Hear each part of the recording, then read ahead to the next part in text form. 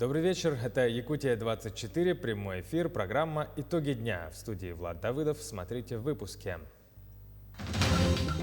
Ускорить темпы вакцинации. Айсен Николаев дал поручение на заседание оперативного штаба. Ко дню медработника, 20 июня, профессиональный праздник ангелов в белых халатах. Сюжет из Алдана и Якутска. Готовность к играм Манчары. Премьер-министр Андрей Тарасенко посетил горный район с рабочим визитом. Сезон дорожных работ. Что делается и что предстоит в Нерюнгри. Будет жарко. Синоптики прогнозируют погодные отклонения от нормы. Ожидаем аномальную жару.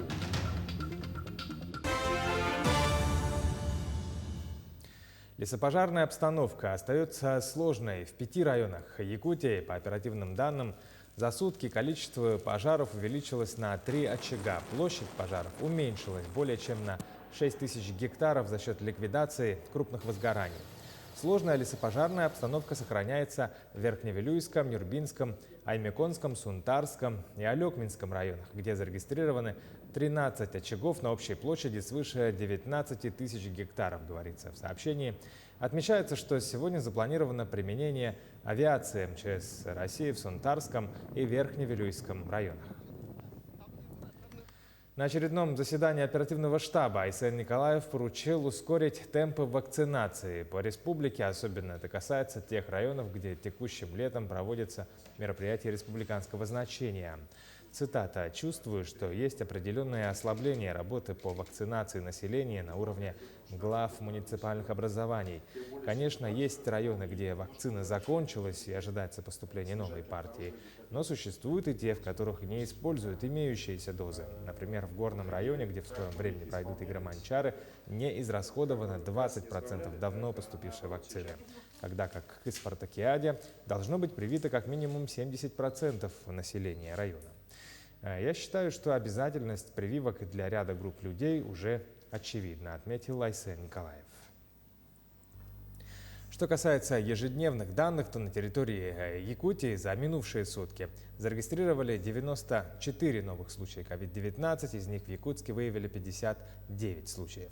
Что касается улусов, то в Алданском и Генекангаласском районах зарегистрированы по 6 заболевших, в Амгинском, Верхоянском, Мирнинском районах по 4.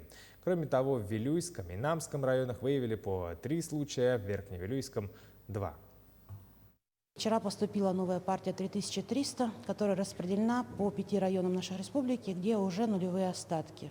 Хотелось бы отметить, что буквально вчера глава Минздрава Российской Федерации Мурашко сказал о том, что спутник Ви прошел все клинические испытания и сегодня подана документация на разрешение применения данной вакцины, в том числе и у беременных лиц. Поэтому возможно, что буквально, может, с июля месяца мы начнем защищать наших беременных от этой коварной инфекции. Вакцинация по региону продолжается. Всего получили первую вакцинацию по Якутии 189 342 человека. Второй компонент получили 149 094 человека. За сутки первый и второй компоненты вакцины получили 5877 человек. 3 района лидера по количеству привитых от плана взрослого населения – Лайковский, Анабарский, Момский. А вот 3 района, где меньше всего вакцинированных – это Булунский, Нижингринский и Татинский. В Ленском улусе отменили традиционное празднование Исех на фоне роста заболеваемости COVID-19. Принято решение о запрете проведения районного Исеха в Бичинче, праздника «Семейная рыбалка» в Северной Нюе, а также всех городских и внутрипоселковых массовых мероприятий, сообщает Ленская администрация. Вручение аттестатов выпускникам школ проведут с соблюдением всех ограничительных мероприятий. Вирусологи обнаружили возбудитель болезни Лайма в 2 клещах, которые укусили жителей Нерюнгри. Укусы произошли в лесном массиве в районе гаражей «Металлисты» на улице Геологов, говорится в сообщении. За пострадавшими наблюдают врачи, симптомов клещевого энцефалита не выявлено. Всего на 16 июня в медучреждение после укусов клещей обратились 28 человек, включая 11 детей. Некоторым из них ввели защитный препарат гомоглобулин, чтобы не развивалось заболевание. Завоз грузов в навигацию на контроле правительства Якутии. Сегодня первый заместитель председателя правительства Дмитрий Садовников провел заседание правительственной комиссии по организации перевозки грузов в период навигации. Особое внимание будет уделено отгрузке угля с разреза Джебари-Кихая и Сангарского угольного разреза. По информации председателя Государственного комитета по обеспечению безопасности жизнедеятельности населения Дмитрия Лепчикова, план завоза жизнеобеспечивающих грузов в навигацию этого года составляет 1000 тонн. Особое внимание уделяется завершению перевозки грузов по реке Вилюй. В связи со снижением объемов добычи угля Джебари-Кихая был разработан план-график замещения на уголь Сангарского угольного разреза. Практически весь объем, за исключением Ангинского района, замещен на Сангарский угольный разрез. На реке Яна отгружено 12 тысяч тонн или 66% от плана. По реке Колыма начата отгрузка каменного угля с Зырянского угольного разреза на транзитный пункт Зеленый мыс. Для нужд Абыйского района отгружено 10 тысяч тонн или 58% от плана, доставлено 8 тысяч тонн или 45% от плана. Ежегодно в третье воскресенье июня медработники страны отмечают свой профессиональный праздник. В этом году он выпадает на 20 июня, но уже сегодня люди в белых халатах начинают получать слова благодарности от всех, от коллег и, конечно же, от пациентов. Моя коллега Ульяна Шагина побывала в первом хирургическом отделении республиканской больницы номер 2, где ежедневно поступает порядка 40 обращений. Несложно догадаться, что будний день врачей-хирургов неотложки начинается с операции. Пациенту под общим наркозом удаляют аппендицит. Такие операции здесь стали проводить с помощью лапароскопического метода 6 лет назад, что не только снизило количество послеоперационных осложнений, но и дни пребывания пациентов в больнице. Операция выполняется проколами, без разреза. Такие пациенты быстрее выздоравливают, быстрое восстановление. Хирург Гавриил Осипов в родном отделении еще с времен ординатуры. Сейчас он сам наставник для молодых врачей. Только хирургический стаж уже не маленький – 8 лет. За это время успел провести порядка 600 операций. У нас нету плановых операций, у нас всегда экстренно, надо решить проблему. В день обычно бывает 2-3 операции. 45 коек больницы все заняты. Поток здесь привычное дело. И от профессионализма врача и медсестер, конечно же, в первую очередь зависит то, насколько быстрее пациент пойдет на поправку. Неделю назад поступил с заболеванием кишечника. И сразу в тот же день им сделали операцию. Хирург кто был? Хирург Осипов Гавриил Семенович. Хочу поблагодарить его, потому что очень профессионально, очень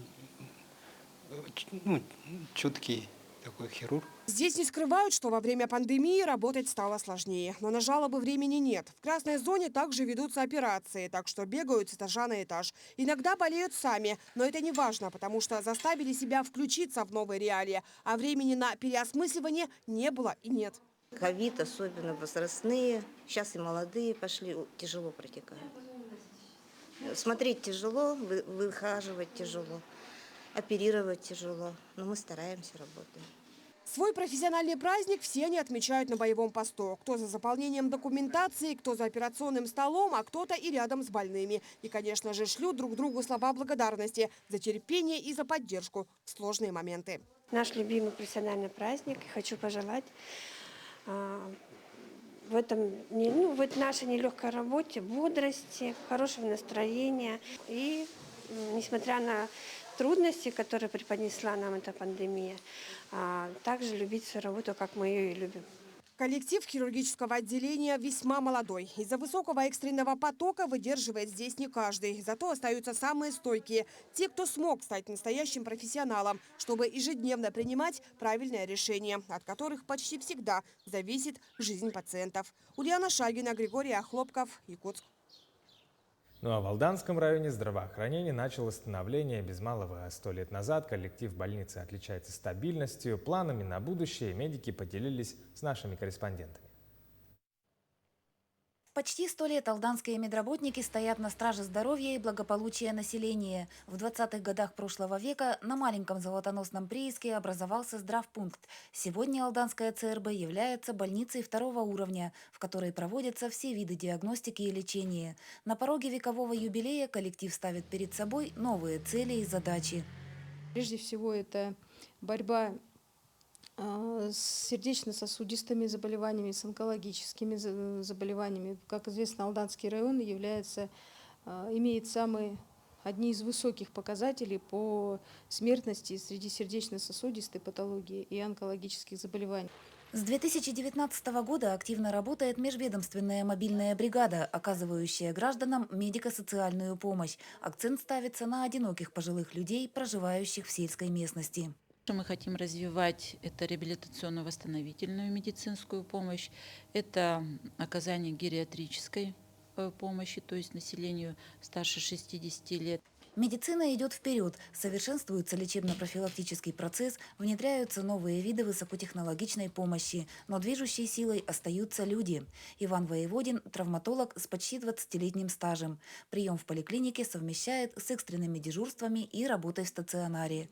Медсестра Ольга Цыганкова отдала медицине 47 лет, из которых 36 является бессменной медсестрой травматологического кабинета.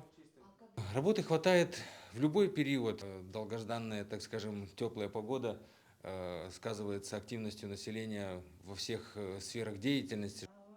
В стационарах, поликлиниках, врачебных амбулаториях и фельдшерско-акушерских пунктах района на страже здоровья жителей стоят более 1000 врачей, фельдшеров и медсестер. Порой проблемы пациента, связанные не только со здоровьем, но и с жизненной ситуацией в целом, требуют комплексного подхода. Алданские медики тесно сотрудничают с социальными работниками. Так как интернаты были закрыты в связи с пандемией, и у нас образовалась небольшая очередность по определению граждан. Хочется поблагодарить медицинских работников, что они входили в наше положение, были очень отзывчивы, и люди, которые нуждаются в определении в интернаты, находились по году.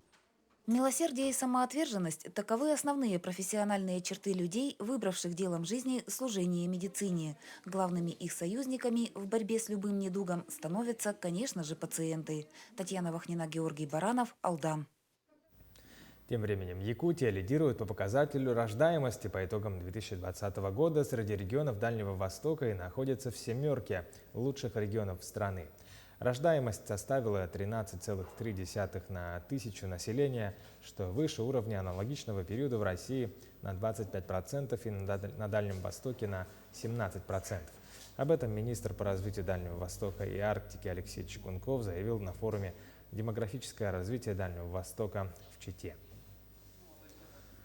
За последние несколько лет удалось сократить отток населения с Дальнего Востока. Об этом сказал заместитель полпреда на Дальнем Востоке Григорий Куранов. В частности, он озвучил меры по сохранению людей на территории и привлечению граждан в регион. Цитата: «У нас есть формула 3 основных точек приложения наших усилий. Это вернуть, удержать и привлечь. Вернуть в первую очередь студентов, которые учились в вузах Центральной России, привлечь новых людей и удержать тех, кто уже здесь», отметил Куранов. Реализацию национальных проектов образования, демографии и безопасные качественные автомобильные дороги на территории столицы сегодня проинспектировало руководство регионального министерства строительства. Все подробности у Дмитрия Тымырова. В столице региона возводится самый крупный объект образования за всю историю строительства образовательных объектов на территории Якутии. Это школа на 990 мест в районе современного микрорайона Прометей по улице Уткина. Строительство ведет у нас большими темпами. Количество людей у нас здесь более 60 человек. Заканчиваем и отделку, и строительные работы по котельной, которая является у нас жизненным органом для питания школы. Объект начали возводить в 2020 году. В сентябре этого года планируют полностью возвести коробку, далее уже и запустить тепло. Трехэтажное здание будет.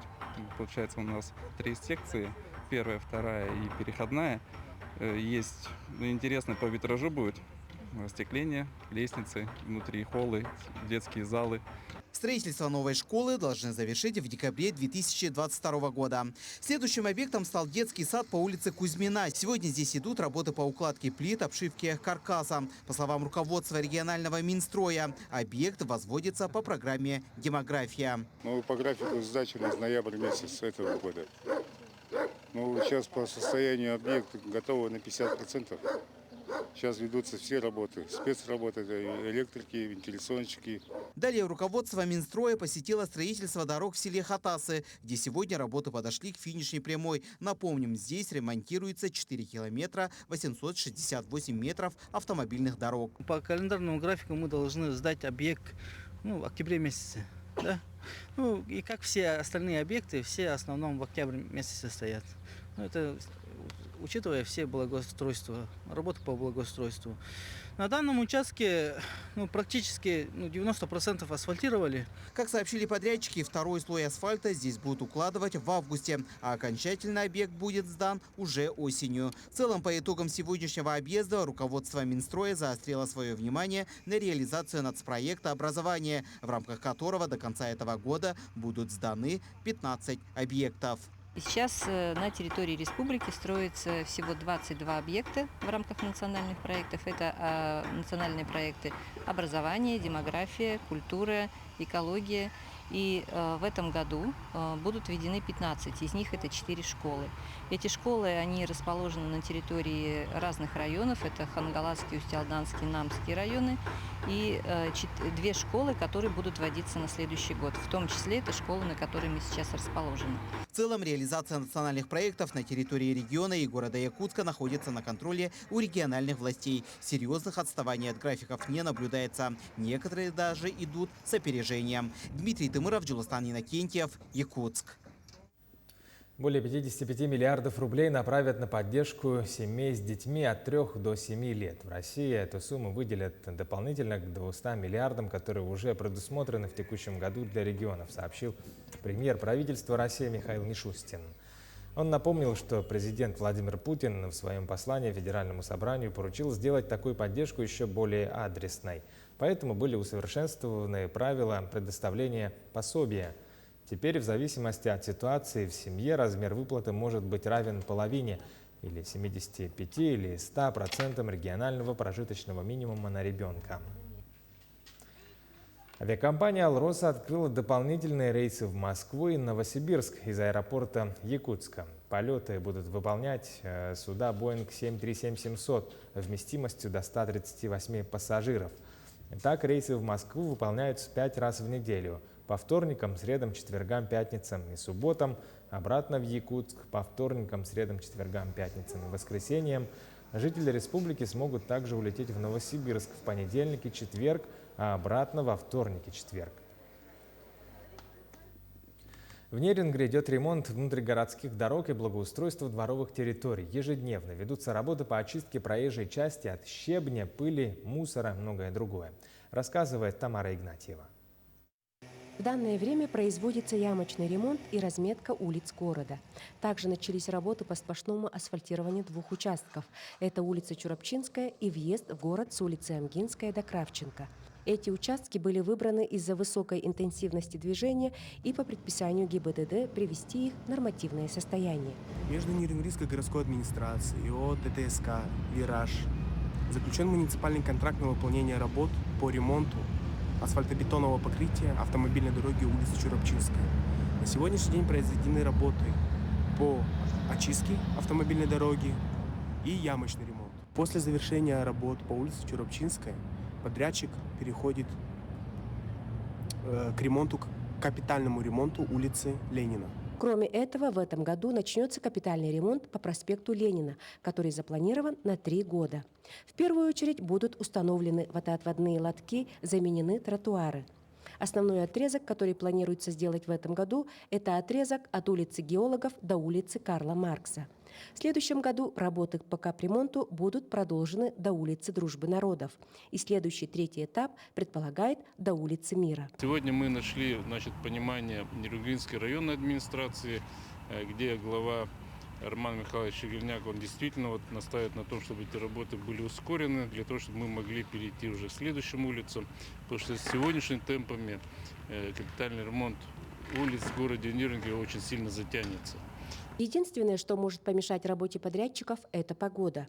Всем известные капризы южноякутского лета балуют частыми дождями, что, конечно же, не соответствует технологии производства дорожного полотна. Зато подрядчик нацелен работать без выходных и уложиться в намеченные сроки с требуемым качеством. Тамара Игнатьева, Захар Головин, Нерюнгри. Бердигастах горного улуса с рабочим визитом посетил председатель правительства республики Андрей Тарасенко. В первую очередь он ознакомился с ходом строительства главных объектов Игорь-Манчара. Это стадион, тир, ипподром и многоквартирные дома. Также премьер-министр провел совещание с оргкомиссией спартакиады, выделил недостающие пункты и пути их решения. Далее ознакомился со сферой предпринимательства в районе, посетил бизнес-инкубатор, также поздравил с открытием нового колбасно-коптильного цеха СХПК «Горный мясопродукт». Новый объект оборудован последними моделями техники с мощностью производства до 300 кг колбасной продукции в день.